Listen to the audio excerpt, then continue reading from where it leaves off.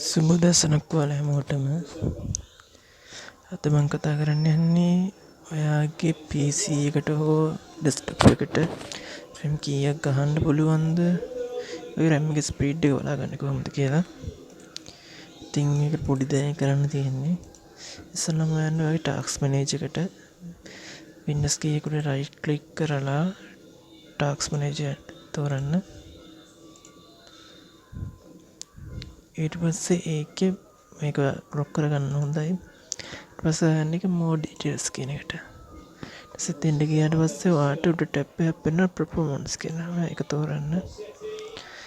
ඊට පස්සේ ඒකෙන් ඔයාලා බලගන්න ඔයාගේ CPU එක, memory එක, disk එක ඔයගේ දේවල් ගොඩක්. ඊට පස්සේ එතන memory එකට ගියාට පස්සේ ඔයාලට පෙන්නනවා මෙතනින් speed කියලා වෙන්නේ ඔයාගේ RAM එකේ speed එක. ඒකට slot used කියලා තියෙනවා.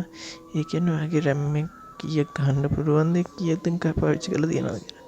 ඒතර දැන් මගේ මෙතන ගියාම පෙන්නන්නේ 1.1. ඒ කියන්නේ මම එක පොට් එකයි තියෙන්නේ. එකකින් එක RAM එක ගහලා තියෙනවා කියලා. ඊට පස්සේ RAM පොට් දෙකක් තියෙනවා නම් මෙතන 2 of 1 කියලා ගහලා තියෙනවා. වෙట్లా තියෙනවා.